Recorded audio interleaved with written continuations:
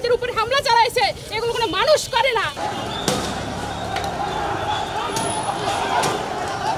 তারা এরকম ছোট ছোট বাচ্চাগুলা গুছাই নিয়ে আসছে। ছোট ছোট বাচ্চারা কি ছাত্রলীগ হয়?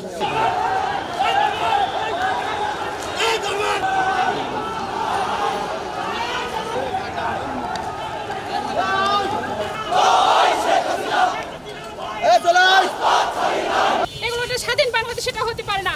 আমরা শান্তিপূর্ণভাবে ঝিনাইদহ আন্দোলন করছি। আমরা বলছি শুধু কোটা সংস্কারের দাবিতে। আমরা কোনো যুদ্ধে যেতে চাই না, আমরা কোনো রক্তারক্তিতে যেতে চাই না, আমরা কোনো কুত্তা বাহিনীকে আমরা সামনে আমরা চাই না। আমাদের প্রধানমন্ত্রী বলেছেন, আপনারা দেখেছেন যে রাজাকার মুক্তিযোদ্ধার নাতিরা কোটা পাবে না, রাজাকারের বাচ্চারা পাবে। এটা কোনো প্রধানমন্ত্রীর কথা হতে পারে? আপনারা বলেন, একজন প্রধানমন্ত্রী ভাবমূর্তি কোথায়? উনি প্রধানমন্ত্রী হওয়ার যোগ্য? বলেন আপনারা। আমরা বলতে চাই, ওখানে আমাদের স্লোগানকে কেটে দেওয়া হয়েছে। আমরা কে রাজাকার, কে রাজাকার, আমি রাজাকার, আমরা এটা বলিনি।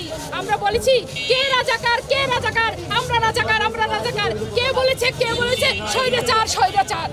এই স্লোগানকে কেটে দিয়ে আমাদেরকে রাজাকার বানানো হয়েছে। আমরা দেখেছি সারা দেশে যেভাবে কুত্তা বাহিনীগুলো এভাবে আক্রমণ করছে। আজকে আমাকে আক্রমণ করেছে এই দিনাজপুর শহরের যে ছাত্রলীগের ইমরান আমাকে নিজে হাতে গালাগালি করে আমার গায়ে হাত তুলেছে। আমাদের সাধারণ শিক্ষার্থীদের হাতে অস্ত্র নাই। আমরা বলতে চাই, এই ছাত্রলীগ এখন বুঝতেছে না। বলতে চাই, আপনারা যদি আমাদের সাথে লড়াইতে আসেন, আমাদের সাথে লড়াইতে আসেন, বাক যুদ্ধে আসেন, লাঠি অস্ত্র নিয়ে না।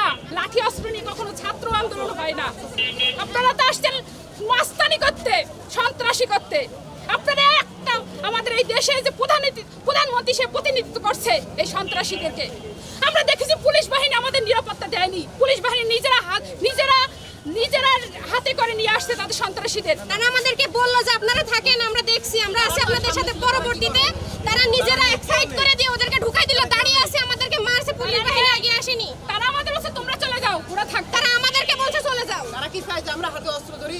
একটা স্টুডেন্ট ভালো ছিল, আমরা তো সাধারণভাবে সমাবেশ করব বলে এখানে আসলে আমরা মারামারি করতে আসি না। এই জাতির কাছে প্রশ্ন তুলতে চাই, আমরা স্বাধীন করেছি 1971 সালে, মুক্তিযোদ্ধারা স্বাধীন করেছে এই মায়ের খাওয়ার জন্য না, এই সোনার বাংলা ছেলেমেয়েদেরকে মায়ের খাওয়ার জন্য না।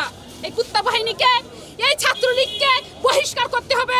এই দেশ থেকে বহিষ্কার করে তারপরে এই বাংলাদেশের যে স্বাধীন দেশ, সেই স্বাধীন দেশকে আমাদের একটা স্বাধীন দেশের জায়গা থেকে শিক্ষার্থীদেরকে সুন্দর সুষ্ঠু একটা পরিবেশ তৈরি করে দিতে হবে। আর যদি না হয়, আমরা বলতে চাই এক দফা হবে। এই রাষ্ট্রপতি, এই প্রধানমন্ত্রী যদি তার দায়িত্ব থেকে এড়িয়ে যায়, তাহলে সে কিন্তু সেই দায়িত্বে থাকতে পারবে না। আমরা বলে দিচ্ছি, আমাদের আন্দোলন কঠোর থেকে কঠোর। আমাদের কয়জনকে মারবে?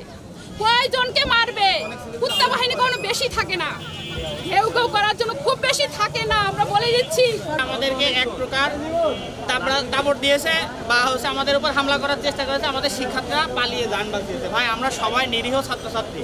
আমরা কোনোদিন মারামারি করিনি, কোনোদিন রাস্তায় হকি স্টিক নিয়ে আমরা বের হইনি, বা আমাদের ওই রকম প্রস্তুতিও নেই।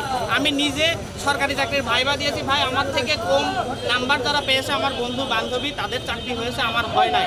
কালে ভাদ্রে আপনাদের বংশে একজন মেধাবী জন্ম নেয় যে সরকারি চাকরির জন্য পড়ালেখার প্রস্তুতি নাই, বাকি সবাই বিভিন্ন কাজে কিন্তু আগে থেকেই চলে যায়। এই কালে ভাদ্রের একজন মেধাবীকে যদি আপনারা বের হতে না দেন, তাহলে বংশে থাকবে না যে আমার বংশে একজন লোক আছে যার কাছে গেলে আমি পরামর্শ পাবো। আমরা দেখছি যে এই যে ছাত্রদের একটা যৌক্তিক আন্দোলন, সেই আন্দোলনের বিরুদ্ধে সরকার উস্কানি দিয়েছে এবং তুচ্ছ-তাচ্ছিল্য ঠাট্টা বিদ্রুপ করেছে।